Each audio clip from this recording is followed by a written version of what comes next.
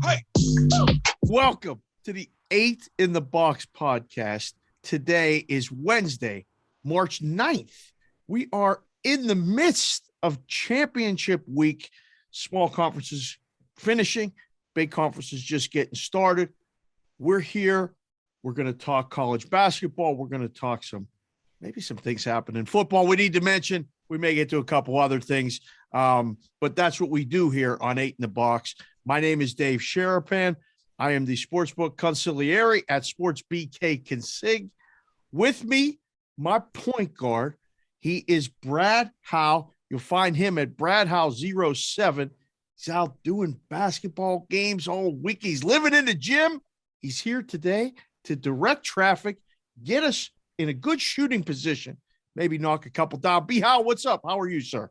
Good morning, good afternoon, good evening. It's good to see you. It's a great time here. I probably say best time of the year about 4 times throughout the year. So I'll try and hold myself back, but I'm going to tell you what, we got basketball tipping off in just a minute. We're recording early Wednesday. There's just games on games on games. I love it. And oh, by the way, we got some quarterback news in the NFL, as you mentioned. We've got NHL streaks just rolling, just throwing cash at us. Another game might have went over while we're just talking. Another game might have went over. And by the way, don't look now. And I know it's not the Masters, but the Players Championship, or the Players as it's now called, one of the all-time greats, one of the all-time great tournaments. We might have a little. We got all of it. Let's go. Let's go. Island great time Green. of year. Oh my goodness, I wasn't even thinking about that. What'd you put that on my plate for? It's on. It's a Cash Considerations production, 8 in the Box. We recorded the new Cash Considerations last night with my guy right here, Dan Alexander. He's known as Newbie Talks. He produces this show. He's the executive producer of the show, hosts the show, comes in here basically like a third wheel kind of co-host right here. Newbie, are you in the midst of all this madness as well? Because you, like Brad, go and do, color analyst, play-by-play for high school basketball up in Pennsylvania. He's down in West Virginia. Have you had enough basketball yet?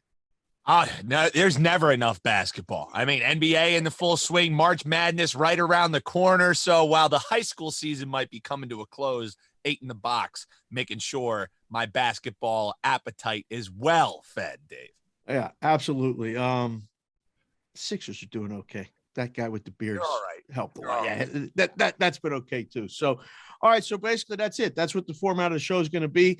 We're going to get right to it right now because the show is fast, it's furious, and it's almost like running the break. B. How just the defense is yelling stop ball, and here you go. I'm just going to outlet pass you. Take us away. Get us to at least the foul line. Give us a couple options. Okay, let's jump in. Let's talk college basketball because that's obviously the thing for the next few weeks as we move forward. So you mentioned that some of the smaller conference tournaments are ongoing, which, by the way, if I'm not mistaken, you've got I may be off by 1 or 2. I think you out there in Vegas have every single conference tournament. Is every one of them happen in Vegas now, or just a couple? How many? It's crazy. What's going on out there? I didn't really realize this because for forever I'm in a room or in a sports book working while all these people are coming to town. And I'm like, you're here for what tournament? You're here for what tournament? The Big West, the West Coast Conference, I think the Big Sky is here too. No, the Big Sky's not here. It's someone else. I can't remember, but yeah. Pac-12. Pac-12 is a big one. They're all here. And it's just like round the clock. I took Kylie the other night to the West Coast Conference semifinal and watch Santa Clara lose to St. Mary's. It's a lot of fun. I got to be honest. It's fun to watch all this basketball. It's quick. You go to a game, it's within 2 hours. I love it. They're getting 4 in, aren't they? West Coast Conference is getting 4 teams in the tournament. Are they? I think they are.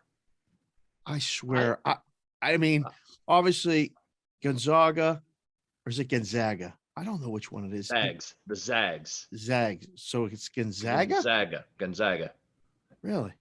All right. Here come the YouTube comments. Listen, if we've said that wrong, the YouTube comments are coming. So just go ahead and throw it out. If you're not sure, throw it out. Okay, so here, Gonzaga in. Take it away. St. Mary's in. San Francisco's got to be in, right? Yeah, San Francisco's in. I think that's it, right? St. Mary's is that what I say? 3? St. Mary, you said 4, but 4-3. Yeah. Who's the 4th one? Who am I leaving out? Who got beat that's out? It can't be Santa Clara, can it? No, BYU is going to be out. No, Santa Clara's out. 3 teams in. Yeah, 3 teams in. All right. All right. Let's not get ahead of ourselves. 3 teams. They should be thrilled, though. They should be thrilled. The Zags were interesting last night, laying 7 in the first half, 13.5 for the game, 13 for the game. It depended on when you got that number again. Yeah, tell the people what it fell. First half cash fell 13, right? The game fell 13. Yeah, of course it did. 12.5 was the consensus, like closing line and stuff. And there were some 13s, but it's amazing. We always remember the ones, that were close, right? That game falls close. The total wasn't close. It flew over. But there's so many games and there's so many opportunities this week where the numbers are just off and crazy things happen. If you're up 3 with 5 seconds to go, do you foul? Oh, that's a good question. We've been talking about this forever. When I was in the athletic departments, when I was out, I've worked with Hall of Fame coaches that say absolutely yes. I've worked with Hall of Fame coaches that say absolutely no. And I found people that say it's situational and it depends. Where's the ball? How smart is your team to know not to foul? Because what scares coaches, what do we always talk about on here? Coaches want to limit mistakes more than they want to make great plays. So they get worried that their guys are going to yak it up somehow and the shooter's going to get it up and you're going to foul them. And now it's in the act of shooting and they get 3. So I could argue either way. It's 6 one way, half dozen another. If you foul before the shot, inbound the ball and tackle the guy, it's 2 shots. Yeah, I mean, just intentional. Then you get an intentional, and they get the ball, and they you make don't one. make and it then look guys like us. Well, you're asking a lot here. I mean, they're basketball players. They're not actors. They're out there reacting. We got officials coming in. I don't even think that's the call anymore. Did you see the Chattanooga ending? Did you see the Chattanooga ending? It was fantastic for basketball. Okay, but they're up 3. Yeah, and they don't foul. Furman gets a 3-pointer off to tie. And then they play overtime, and Furman should have won. The purple, is it Paladins? Paladin, oh, very good. Purple Paladins. Very score good. A bucket with 4 seconds to go ahead 2. And then Chattanooga mocks. Moccasins, mocks for short. There you go. You're on fire today. It's so good. Listen, did a little research. I had to be ready for the show. Anyhow, they hit a shot to win it. Okay. They would have won it in regulation. And again, the spread comes into play, whether they cover or not. If you're laying 1.5, they wouldn't have. Okay, you didn't want them to foul, but then they end up winning money line anyway. It just drives me crazy because you see things in these games that you don't normally see, I think. And because it's March and it's Spotlight Conference Championship week, and then the tournament, it draws eyeballs on it. I just think you foul. I mean, the worst that can happen is you foul them shooting and you get the ball back. And you got to win in overtime anyway. If you give the guys a shot to tie it, okay. I mean, so you get them a shot on the free throw line. All right, just stop. Because here's the flip side. Just stop.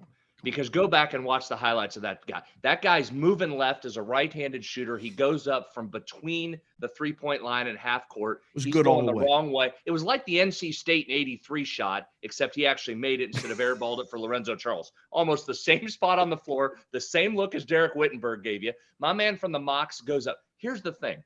The shot went in, so we're talking about it. How come you didn't come on here and talk about the 5 examples where they didn't foul and that guy misses an impossible shot and coaches would tell you, go out and make that shot, man, because you're not doing that again. You didn't come on here and give me any of those examples. You want to talk about the one where the guy hit it.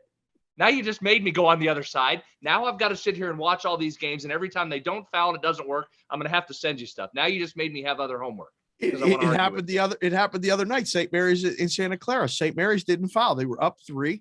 And they didn't foul, and the kid got all the way past half court and heaved it, and it hit off the rim and missed. So didn't matter. They won by 3. Santa Clara was getting 4.5 and covered, so we were happy. And I had a debate with Big Consig Kylie on the way home, going, "Would you foul? They should have fouled." And the St. Mary's people were like walking out, going, "Should he have fouled? I don't know if she should foul." Like everybody was talking about, they won, and they're like already thinking about that instead of thinking about playing the Zags the next day and losing. So it's interesting. It's fun because I think the conversation brings in a lot of people that aren't normally basketball fans. Stories like Sister Jean and Loyola Chicago and all these things. It's so much fun, but is it too fast? Like, do we not like you could be gone in a day at the tournament? I've often said this again, as to harken back as somebody that's worked in multiple athletic departments and been to these events, it's simultaneously the greatest and the worst. And it's the greatest because the wins and the survive and advance, whomever coined that, I don't know if that was Valvano speaking of NC State. I think it might've been Jim Valvano. Yeah. That it's the greatest phrase because that's exactly what it is. And you win and you exhale, we live for another day. And the challenge is what's really gut punch worthy. You get on the bus and head to the arena and you don't know if that's the final game. And for players, it's the final games of their lives. Right. And that adds to the drama. You're hopping on that bus, not knowing when it ends. In football, for the most part, I know we have the 4-team playoff now, but you kind of know when the end is. Basketball, it's just not. And it's so exhilarating when you're with the team. And I've been to one Final Four as an athletic department member. There's nothing like it, man. I mean, when you're advancing on, it's awesome. But I'm going to tell you this. You talk about a gut punch loss. The Elite Eight is the round you do not want to lose in. I've often said, if you can win the first two and get to the Sweet 16, that's where you want to lose. Because you've got through the first weekend, so you get to celebrate. You get an extra 4 days back on your campus of celebration. But you lose in the Sweet 16, you can play what if, but not like when it's Elite Eight. When you're Elite Eight and you're that close to a Final Four and you don't close it, I've been there. That's a hard one. That's the worst round to lose in. Oh, yeah, I guess so. And it's funny because you're right. If you get to the second weekend, then it's almost viewed as a success, right? Yes. Like for most teams, yes. Yeah. Right. And then you lose that one step away and immediately you're almost like into the ether. You're forgotten about like in a bracket, you're just another line through. And then in the book, they never existed. You just grade it. Like the immediacy of the end is so different than anything else, just like you said. And then you're that close to glory. I mean, it's another week of talking about it. It's 2 games where you're focused. The entire thing is on you. Man, that's crazy. So, I mean, when you look at it like now, not in an athletic office, but as someone who's looking to make bets and stuff, what do you focus on? I mean, what do you look at when you look at this? So let's go through a couple as a way to kind of illustrate that, because I think this is really for hard the listeners and the watchers of the show. You got to go back last week because didn't we unearth who the champion could be? Basically, we did. It was one of those things where you did a process of elimination using your stats and analytics, and our friends at VSiN that did some work, and we talked it through. We basically already laid it out, so I have no idea what the hell you're going to tell me today because I'm still trying to figure out quadrant 1 wins and all this stuff and who's getting in. I saw Lenardi at the game on Tuesday. I was like, hey, Joe, what is bracketology? I mean, that's a pretty cool name, but like, seriously, how'd you come up with that bullshit? Because no one knows what it is. I don't know who gets in and who doesn't. So let's take it this way, because this is so matchup based when you talk about NCAA tournament, but you're right. Go back and listen to last week's episode. We'll hit it again next week as we talk about the teams that fit the parameters of the last 18, 19, 20 champions. There's a pretty specific set of numbers that tell you who the champion should be in the majority of those years, like whatever that is, 95%. Let's look at conference tournaments for a second, because futures aren't normally my thing. I'm not great at them. I don't love them, but I'm trying to play a few more, and I've done that for the NCAA tournament. We talked about that last week. But conference tournaments, man, they're goofy and hard. So what do you look for here? Walk me through from a book perspective. So let me give you a couple examples. First and foremost, you mentioned Pac-12 is out there. I think Arizona is fantastic.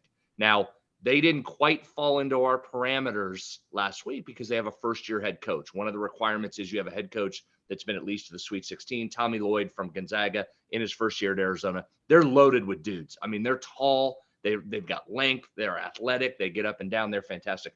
They're minus 120 to win the Pac-12 tournament.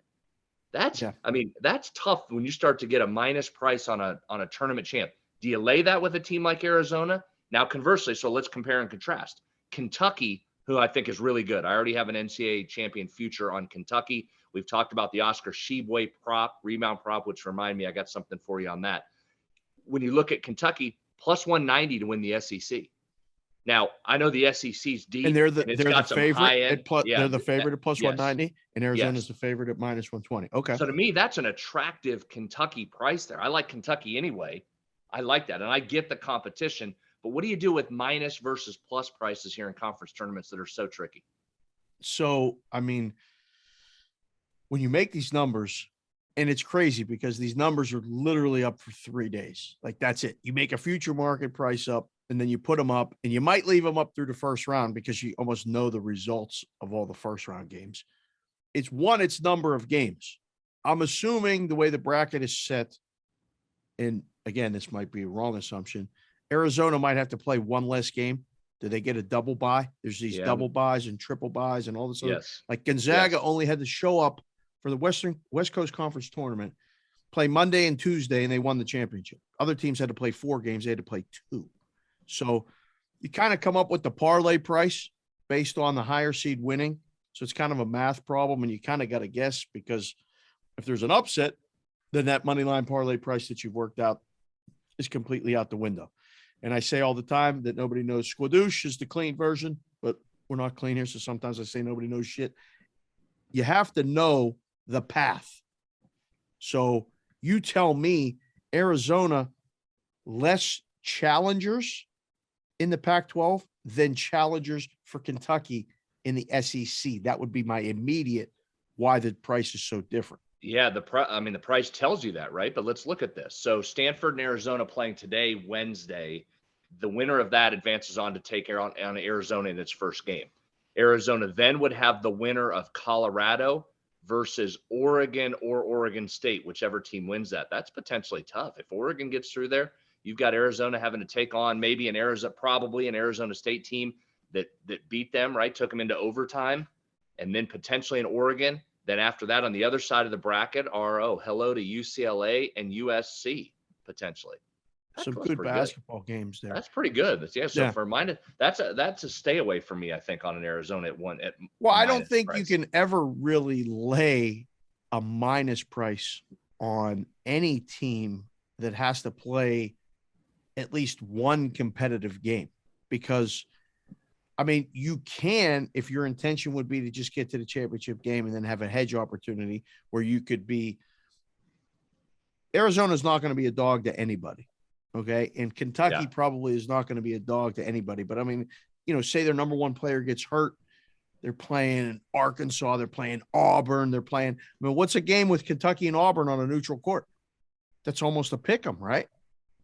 So you're not going to have an opportunity to maybe take the other side and get a middle – okay, so let me ask you this. So there's I'm sorry to interrupt you there. There's your Arizona path. Here's Kentucky. Okay. They play the winner of Alabama, and Alabama gets the winner of Georgia Vandy. So let's say Alabama. Let's move on the favorites here first.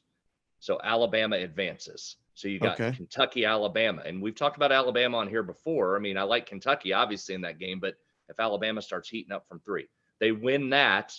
Then they will get the winner of Tennessee and maybe a Mississippi State, maybe a Tennessee, and then either an Auburn or Arkansas on the other side. Yeah, that's a tough path.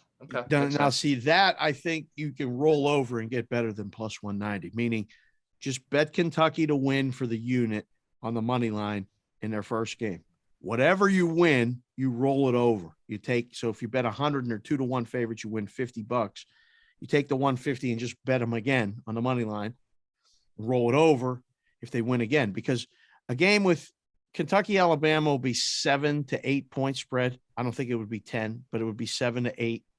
Then against Tennessee, a little bit less, 4, 3.5, 4. And then against Auburn, I mean, literally two points or pick them. So you could roll money line. That's a 3-game parlay. They got to win 3 games. That's a tough 3 games. And listen, you've been to these conference tourneys. Anything can happen in these things, right? Boy, they can. It's weird, but this is also where you start to see the cream of the crop. And I'll have to find some numbers on this, but generally what you want, you'll hear one of these good teams is going to go out early and you'll start the narrative. They get a little rest. That's not the worst thing in the world. They are not wearing themselves out going to a title game, which turns out to be false. I mean, the teams you want entering March Madness are teams that have won their conference tournament. They're hot. Right. They're rolling. So keep an eye on that. I'll be interested to see if Kentucky, I mean, if I think Kentucky can win the national championship, I mean, Auburn's one of those teams too. So that one, I'm keeping an eye on that closely. If I have a plus 190 on Kentucky, I'm just hoping at least to get to the finals, and then I can decide what to do at that point. So when you were at these things, is this the only time of year, maybe other than like a preseason or a Maui tournament, where they're playing 3 games in 3 days? This is it, right? Other than the preseason, yeah, absolutely. So does depth become more important in these times? Like, at least for the conference tourneys, is because I hear this all the time. This team's not deep.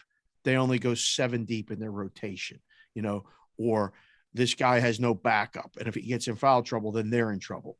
Like, does that matter now more than it does during the regular season, just a regular stretch of games, or no? I don't know that it does a ton at this level, because you just mentioned the number. I mean, it's not like any of these teams are serious contenders with 5 guys. That's where I'd start to get concerned. But when you're talking about 7 guys, you know how coaches get anyway. Even if they tend to play a lot, they shorten the bench as you get into this, right? Who can I trust? I'm going to try. I'm going to, they're young guys. They're not old like us.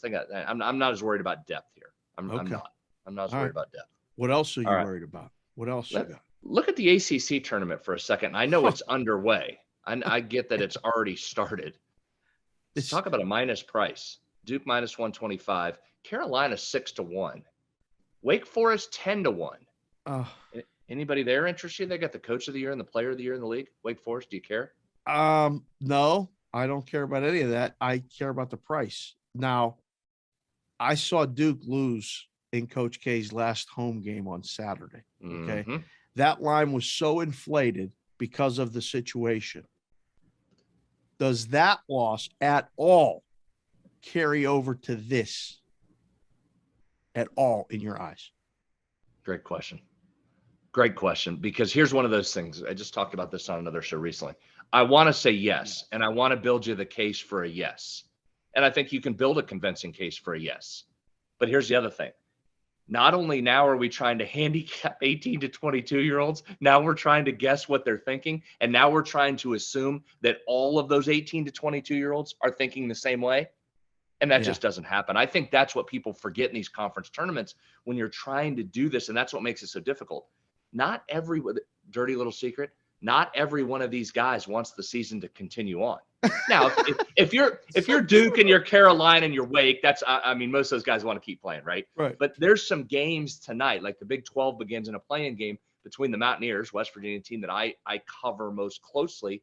I'm just telling you right now, there are guys on that team that have had a miserable. They've won 13, lost 13 to 15. They're looking around going, I mean, is it time to be done here? Like, there's some of that. And that's why you see teams all the time like, oh, my God, they got beat by 25 in a conference tournament.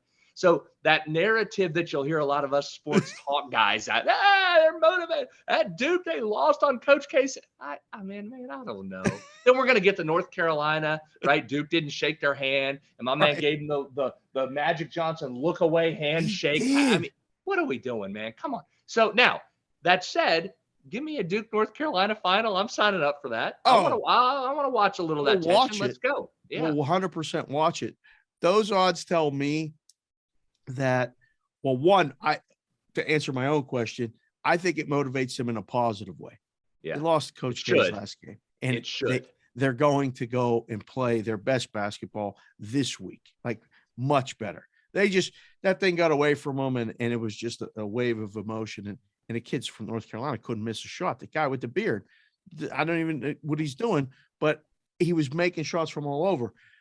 The odds tell me that they are such a prohibitive favorite that no one else in the conference can beat them in a one-gamer. Find that hard to believe. I think you can just pick the other team that's going to be in it if you can find your way to that. So if you want to take a shot, do that. I personally would not. I stay away from these things.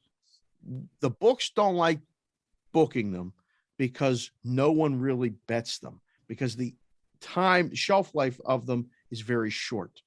So you leave them up, you put them up right away when you see the bracket, you see the path, and you go, okay, this team only has to play 2 games. This team has to play 3.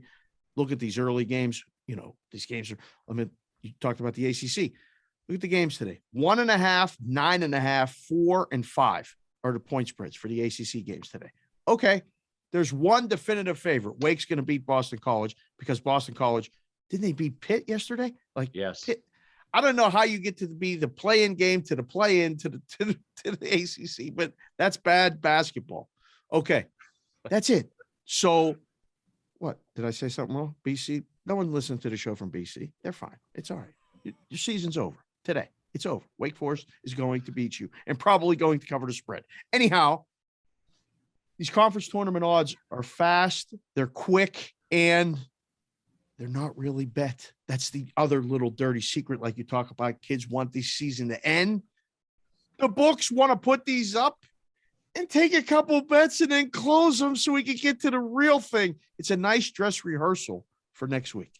I get it. And I'd rather, especially as we get into these Power 5, Power 6, when you count the Big East, I'd rather just try and play game by game. Now, like, Here's an example. Did you happen to watch, because I was on this, the smaller conferences are different because you're going to get a team on its home court if it wins through. Yes. So like last night's championship, Wagner and Bryant.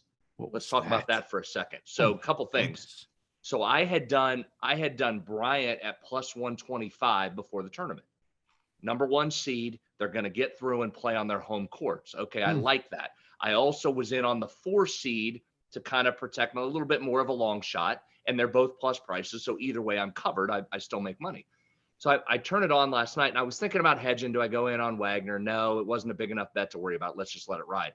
And so I'm watching that game, and if you weren't watching it, I mean, Bryant was absolutely just blasting Wagner, like 40-12 or something early, and it's going on. So I've got it on, and I'm watching, and I'm doing other things, working on it. All of a sudden I look up, I'm like, what is happening? What is happening right now? Absolute melee in the stands, because it's in one of those small gyms. The fans are right on top of each other. Bryant's jacked up. It got fight. Now players are trying to get into the stands to help their parents and their relatives and their friends. I mean, it was a mess. There was like a 25 or 30-minute delay while they sorted it out. Took both teams off the floor, tried to remove the visiting team's fans, restore order. But here's what's interesting from a betting perspective. So I'm watching that saying, oh man, I'm so glad I'm not in college athletics anymore, because those poor people trying to get that managed. But from a betting standpoint, Dave, I'm going, oh no, I'm on the favorite here.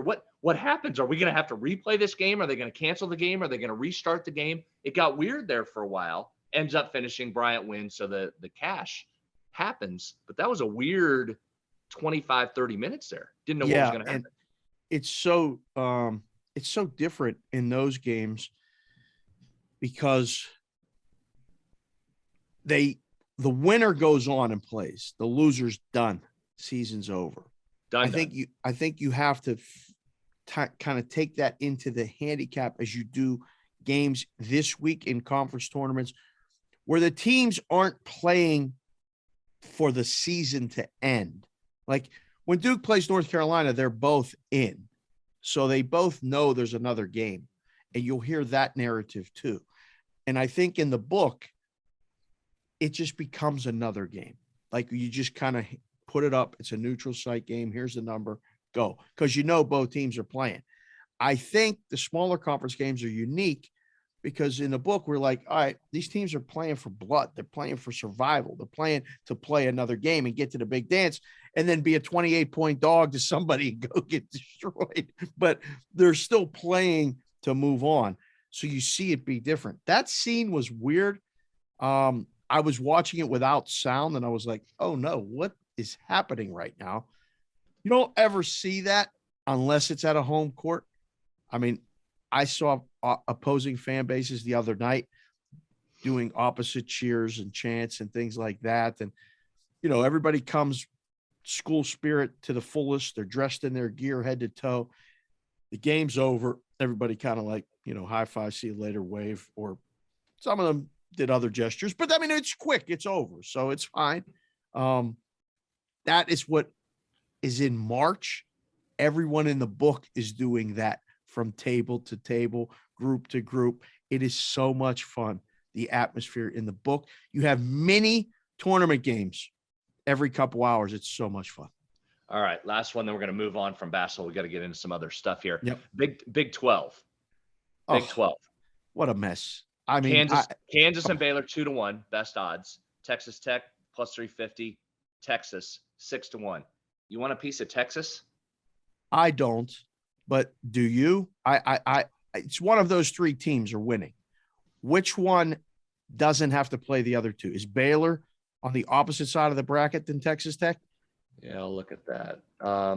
Whoever has to play Texas Tech, whether it's Kansas or Baylor, I want the other one. That's the semifinal. Whichever one of those gets Texas in the semi, if the bracket worked out, that's who I would bet to win it. But I mean, the Big 12 has been an absolute up down mess. The spreads will be low, the totals will be super low. It's a grinder. Oh. So here you go.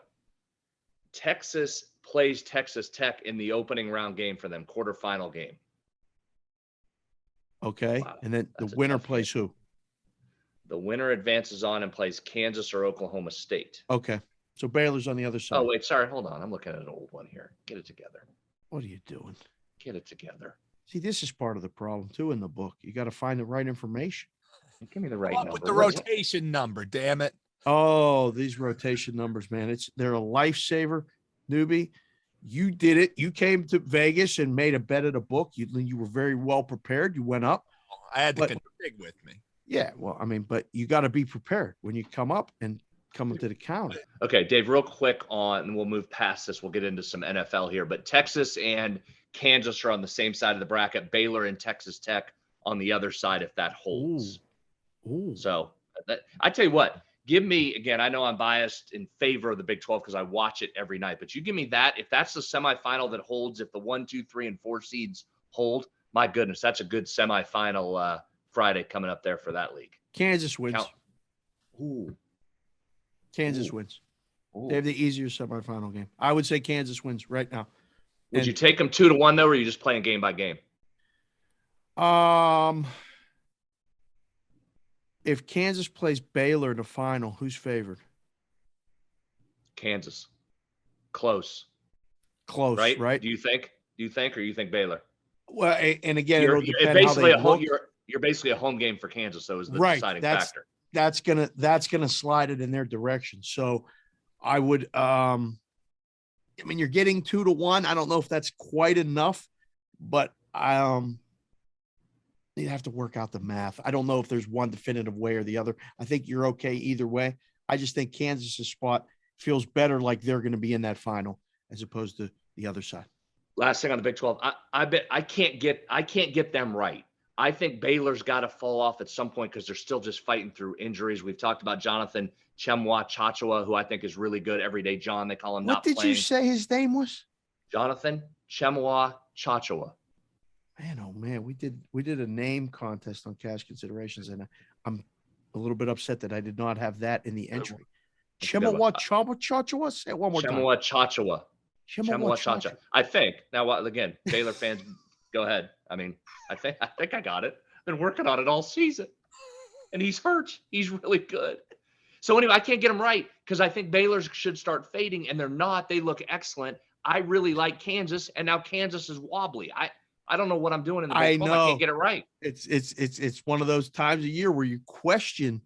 That's the other thing I think I tell people all the time, just make your bets and live with the result. Like there's no questioning and taking it into the next game. You know how as you played sports, you can get in your head. I mean, like you can get in your head making plays during these couple weeks of the NCAA tournament. You can make, a play in the morning and you're like, you see the result and you're like, man, I thought I had that nailed and I was just wrong. And now you're like, all right, well, then the dog will win here. I should go with this. And then the complete opposite happens. I've literally seen people's faces. They look like they've been through a 15-round fight with Tyson, and it's only Friday afternoon of the first round. They're like, I don't know what I'm going to do now. What do you think now? I mean, it's hilarious. But, yeah, it's a great time of year. It's a great time of year. It's fun. All right, speaking of great time of year, NFL offseason. NFL offseason. The hell's going on? I mean, the NFL just never gives anybody else a chance. It's the 1 month when college basketball center stage, and they decide to load you up on a couple quarterbacks. Rodgers back. Okay, fine. There's the news. Rodgers back. Rodgers back. That's least surprising news in the world. Of course, he's coming back. They're going to pay him $50 million, $40 million, $30 million, whatever it is. That's a lot of millions, right? Yeah. So that's not the news. Hello, Russell Wilson to Denver. Yeah. Hello. Congratulations to all of you that slid in under there and got some Denver futures before it was announced, right? Yep. Okay, Yep. so walk me through. Have we missed it? Do we do anything now? Do you worry about that? It changes the face of the NFL significantly with those two moves. Rodgers back, Wilson on the move. So I'll throw it back to you first as far as what to do. Does this make Denver, in your eyes, an automatic Super Bowl contender? Yes. Okay. Is 15-1 enough to go buy it now? Yeah, and DraftKings here has already dropped it to 12-1. DraftKings already on the move. I was on with Matt Peralt, and we were doing Bostonian versus the book, and the news is announced, and he had someone tell him in his ear that this was going to happen. So we had said it a couple of days before, so we were kind of on it. This is one of those things where the books took a precursor move because they thought Rodgers was going to Denver and lowered the number to begin with, and end up looking like they're really smart, like they really knew, because then Russ Wilson goes to Denver and the odds were already lower, and now you can just lower them more. As far as like better though, like for me, I don't know if he's the best quarterback in his own division. Like seriously, I just don't know if they have enough to just punch their ticket to the AFC Championship. You might have people in Kansas City that would go, hey, yeah, remember us? We're right here. Buffalo, not too bad of a football team with a pretty good quarterback. Those odds are already lower. The Chargers are interesting because they got their year out of the way of going for 2 every single time that they had a chance to, and they have Justin Herbert, and they still should have gone for the tie at the end. I don't know why he called timeout, but they're right there. You automatically move the number. Like I would not. I'm in the book, you're always kind of making an argument where you could be wrong. You're never trying to be on offense and say, oh, we'll move it here because we're right. No, why are we wrong? That's what we need to know, because that's what people are betting. Basically, their opinion versus the books and why they think they're right and you're wrong. I don't think this number is wrong. I think this is light. I would have not moved. I would have moved it. If it was 24, 25-1, I'd have moved it to 20 and just taken some bets. So maybe it's just me just not overreacting, but I was like, I can't believe it. It's March. Let college basketball have it for 2 weeks. Yeah, like, you're right. Seriously. They can't. What are they doing? Roll right from the combine, right into this new. They just control the calendar. America's pastime. America's pastime. Gracious. We don't even know. We know the opponents on the schedule, but we don't know the schedule. They got to have everything be how. I mean, like football, we just came over football. It was a month ago, was a Super Bowl. Let March be basketball, please. No. I agree, but here I am. I'm as big a basketball guy as there is, and I'm looking at this going, all right, what do we got here for what can we do here? A little Russ Wilson? Give me a little. I don't know though, Dave. I mean, you look at this. I'm not going 3-1 on Buffalo to win the thing. I probably won't do anybody. I mean, we talk about futures. I'm just throwing darts at futures. I don't know what I'm doing when it comes to futures, but 3-1. I'm not taking an NFL team 3-1 in March. No chance there. No. Kansas City 4-1. No, they've got some flaws. And then here comes Denver 7. Oh, I'm doing conference runners. Sorry, I'm doing AFC. Yeah. 3-1 Buffalo in the AFC, 4-1 Kansas City. Right. Denver 7-1 AFC. Yep. Bengals 10-1. I don't want the Bengals. I don't think the Bengals are back. What's wrong with Cincinnati? No, they're not back. Oh man. Just like that? They're done? Yeah, they skated in last year. Now they have to play a number 1 schedule. That's going to be. Listen, you're just trying to be argumentative because you are not taking. I know you are not taking the Bengals. If I gave you 10-1 right now, you want no part of them. You're absolutely right. I would not. I'm not touching any of these until after the draft. A lot can happen at the draft. I mean, it's in Vegas. It's in April. I'm promoting it for everyone to come because we can actually hang out. Because I don't think there's going to be baseball. So I think I'll have a little more free time to actually see some people and spend some time and do some things. But April was the time where, like in the book, we started to even, think about like the task we did at CG for a long time. We did numbers for every game of the entire NFL season, and we did it in May. And it was a good lesson as you went through it. And you're like, all right, well, I don't even know who the quarterback is going to be, but neither do they. So it's like, all right, Colts at home against Jacksonville. I mean, I don't know. Is Carson Wentz coming back? Probably not. No. Who's going to go there? Jordan Love, maybe. I don't know. Make the game 5.5. Okay. Put it up, and nobody touched it. Like it's literally how the discussions went.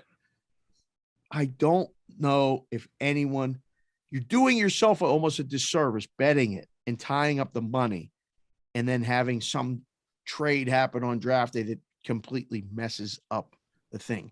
So I think the real volatile part of this is the division odds, because you only have 2 options, sometimes 3.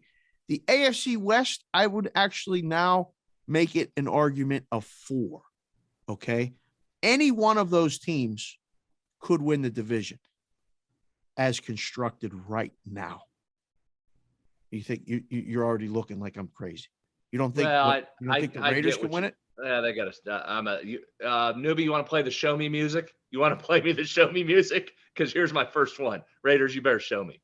Could they? Yeah. I mean, we see crazy, weird stuff in the NFL. You need to show me that. Show me what you got. Bam. There you go. Mahomes, Russ, Justin Herbert Derek in that Carr. division. Derek Carr. Okay. Josh McDaniels, a coach. Hey, are you talking yourself into it or out of it? Or what do you do? Which way are you going here? Or what if are you making the case for or against? What if Josh McDaniels picking up his phone and trying to get Tom Brady to come to Las Vegas? Hello. Any chance at that happening, B-How? Can't, right? Bruce Arians already said no chance. We're not helping another team. Bruce Arians being Mr. Sourpuss. That's really Bruce Arians has to say that. He's a company guy. We're not helping anybody. Well, you want Derek Carr and a bunch of draft picks and all of a sudden, whoa, hello, wait, hello.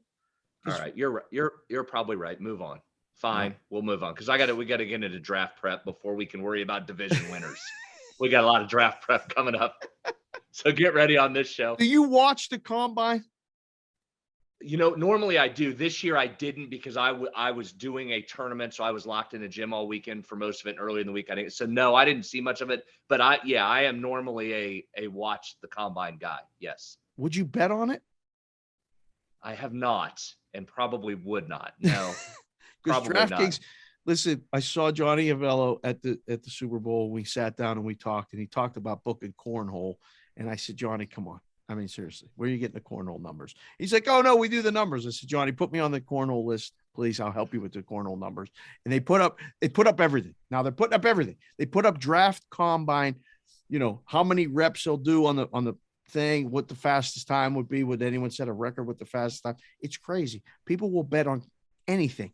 People, if you're watching or listening to the show, maybe not bet on the combine. I'm just saying, like there's stuff you can watch it, but don't bet on it. You're crazy. But I get it because football, like you said, is king, and a lot of people like to watch it. But what else can we bet on?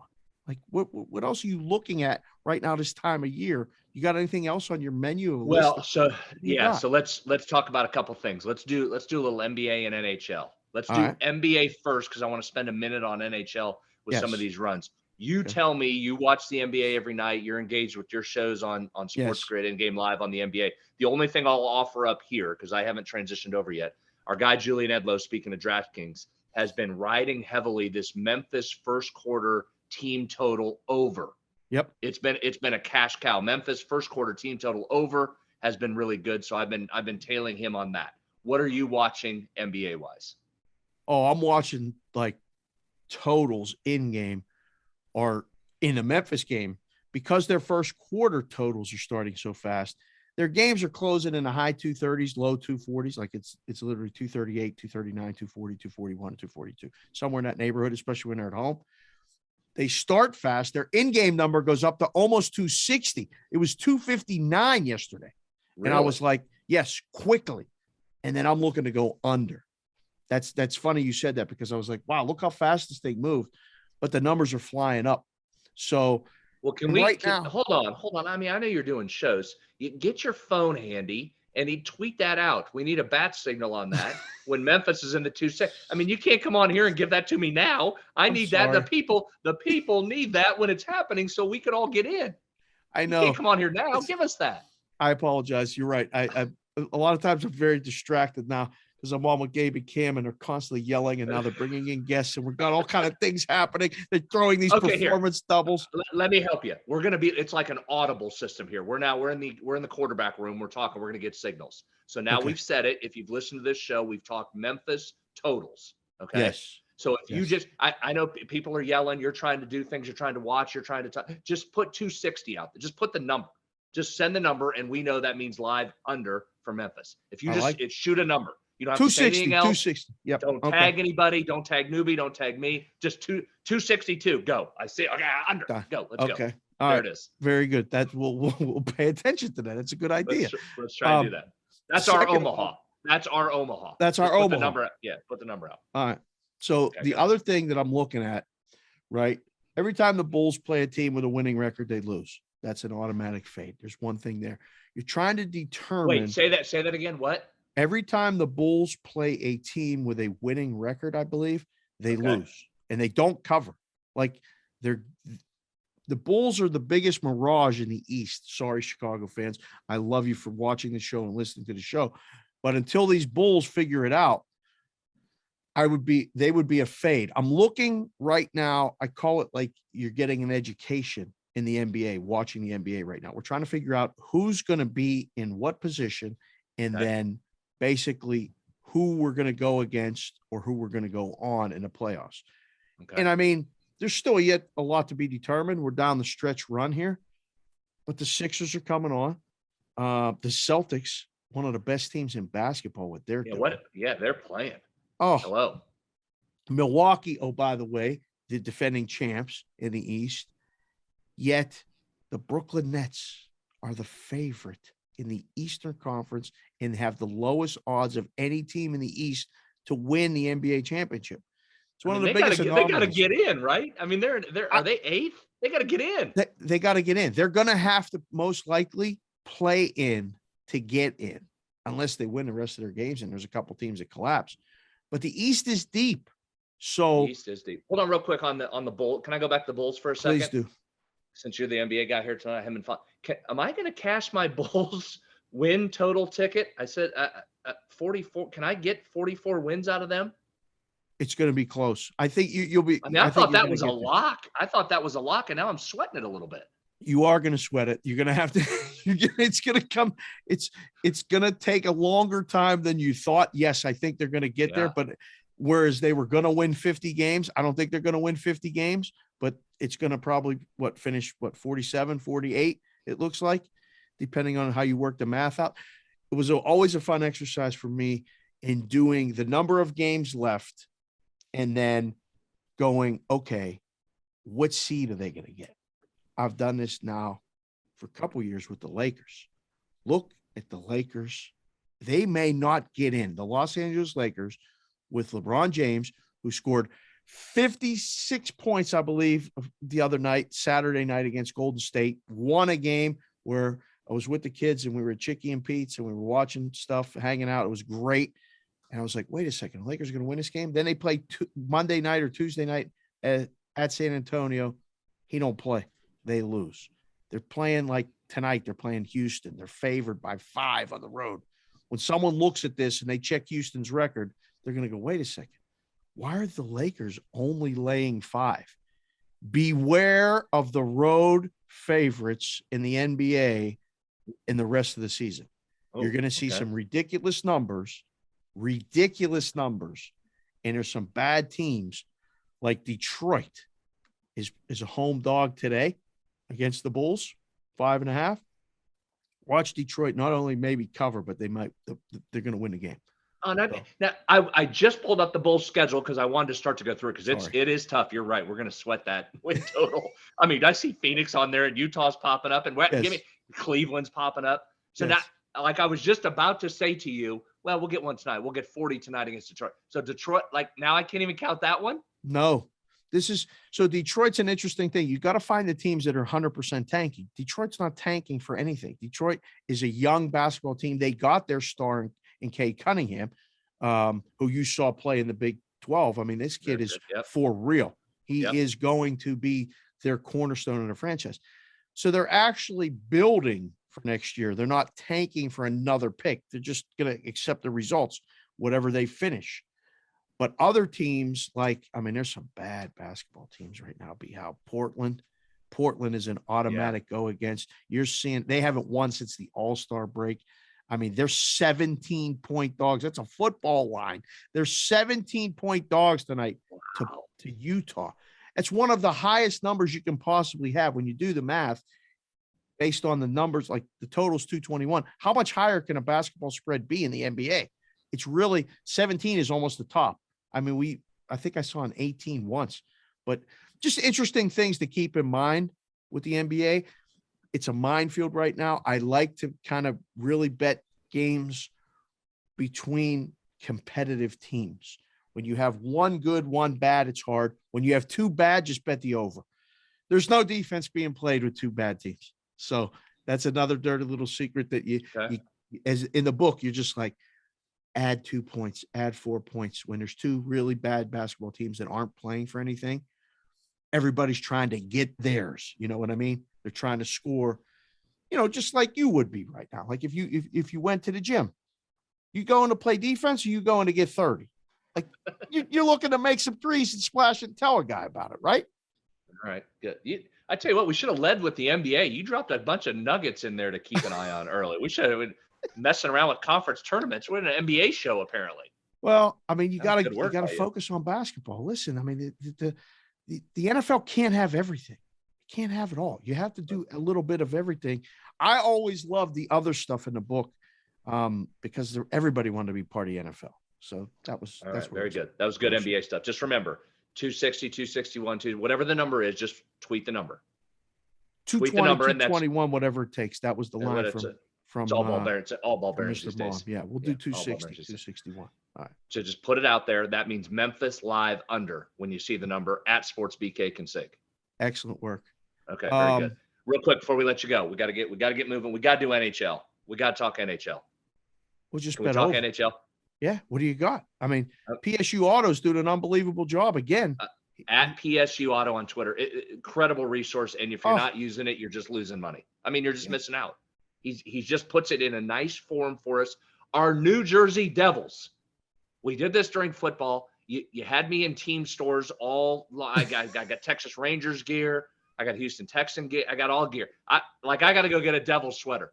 I mean, this isn't just a hat. I mean, I got to go. I might get the whole goalie outfit with the shin guards and everything and just wear them around my house. I mean, the Devils continue. First period over, goal in the first 10. We got him again last night. I mean, I'm having so much fun with this because it's automatic. It'll never lose. So I'm just going to keep playing it. I mean, I'm taking it by itself. I'm parlaying it with soccer. I'm parlaying it with South Dakota State last night. Give me a little goal in the first 10. I'll parlay that to Gonzaga. I mean, I got 19 bets going on the Devils, and they just keep the ching.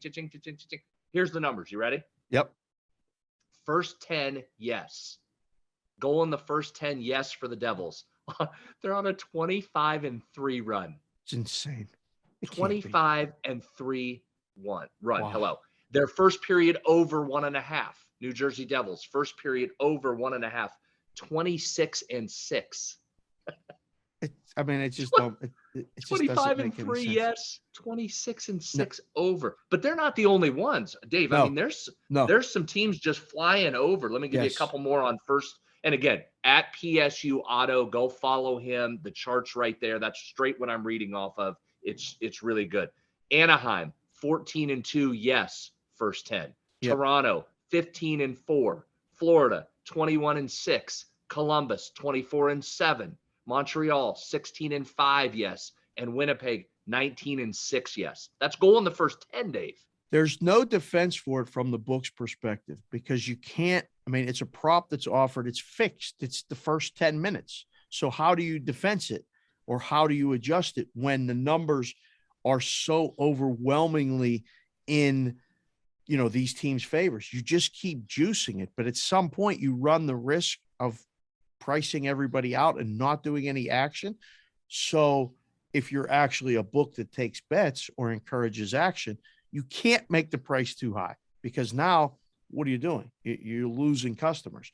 So it's an interesting dichotomy for the book. You're like, all right, we keep losing to this, but maybe they'll bet something else. Maybe so you put it 180, you put it $2. You can't really go over. We've almost reached the peak of the pricing, as the book. So it's hard. I've never seen anything like this though. Like it's so overwhelmingly, and it keeps happening. Usually these runs last 2 weeks, a month tops. This is going on 2 months. I mean, that's a big sample size for the number of games. 25-3. I mean, that isn't a 4-0 run. I mean, my God. That's what I mean. And now you're like, okay, the sports calendar time of year, usually this is the stretch run. We're getting ready for the NHL playoffs at the beginning of April. We have really a much longer time left. There's more games than you think. And I think the books haven't really realized that yet. The NHL trade deadline has not happened yet. Okay. It's coming. There's going to be teams that make moves that are going to solidify the one thing they think they need. If Boston gets a defenseman, immediately become maybe the favorite in the East. I mean, Boston is a really good hockey team that nobody watches and nobody pays any attention to outside of Boston. The West, the Avalanche just lost to our said Devils last night. The Devils were 0-18, trailing by 3 goals this season. They had not won a game if they trailed by 3 goals at one time this season. They beat the prohibitive Western Conference favorite Colorado Avalanche last night after being down 3-0. They scored 5 unanswered goals, won the game 5-3, and won their first game of the season, trailing by 3 goals at any point during the game. So crazy things start to happen. And again, you're going to see the NHL kind of take that NBA kind of approach in the book, where when you bet 2 bad teams, well, I mean, right now you just bet over, period. You don't need to bet 2 good teams, 2 bad teams, 2 anything. Doesn't matter if you're playing a backup goalie, the 3rd string goalie, the Zamboni guy, or the number 1 guys. You just bet over in the NHL. There were 11 games yesterday. 10 of them went over. I mean, it's not that hard right now. It will get harder, and the playoffs are a completely different beast. I would argue that the NHL playoffs are still the best playoffs of all the playoffs, and it's the hardest trophy to win in sports. Would you agree? Probably yes. NCAA tournament's a pretty good playoffs. Does that count as playoffs? You talking pro sports only? It is, but it's NFL gave you drama. It's 6 games. In the NHL, you need 16 wins, 4 different series. You got to win 4 times, and it's every other night in one of the most physically demanding sports. That's why I always make the argument for hockey, because I played and I love it. But I still think, put it this way, is it the most fair one? The 8 seed can win the Stanley Cup. I mean, it hasn't been that many years since the Kings won it as an 8 seed. There's teams that have won it as the 8 seed, got in on the last week of the season. And I'll say this, I'll just tell you on that, because after the first 10 minutes, I've already turned it off and moved on to the basketball. Okay. So you just tell me about I don't know what happens. Enough. But okay, let me ask you this. Speaking of that, because here's what gets me to stay tuned in. Yep. The runs on second period over 1.5 and third period over 1.5 might be more ridiculous than the first period overs. So what do we do with those? Do I bet those? Winnipeg is on a 14-0 run over 1.5 third period. Do I just bet that now? I don't even need to watch the game. I just bet it now, right? You don't need to watch the second period. The second period is the game the period where the most goals are scored in general. They switch ends. They have long line changes, it's called. For hockey guys, it's a long line change. You have to go extra to get to your bench. It results in usually a bad line change, odd man rushes. The second period is the period where the goals are scored the most. All right, we got to get out of here. Our producer's got to go. 2, 3, 4. Newbie, what's on the plan for you for the weekend, sir? Where can people find you? What are you doing this weekend? Oh, just grinding. You know, it never stops, David. All right. Any movie reviews? Anything you got planned? I might go see Batman again, to be honest with you. As I said on the Cash Consideration show, might be going back for seconds on that bad boy. All right. He gave a movie review, B. Howe. People go listen to Cash Considerations. Newbie chimed in there with a wing. He tied in his two favorite things, movies and wings, and gave a movie review. He's at Newbie Talks. For B. Howe, he'll be watching basketball. He'll be betting first period overs and maybe some second and third period overs. Now, in addition to some college basketball, he's at Brad Howe 07. I'm Dave Sharapan, the Sportsbook Consigliere at SportsBK Consig. This has been 8 in the Box, a Cash Considerations production. Thank you for watching. Thank you for following. Hit the subscribe button. We'll talk to you guys next week when we have the bracket for the actual March Madness.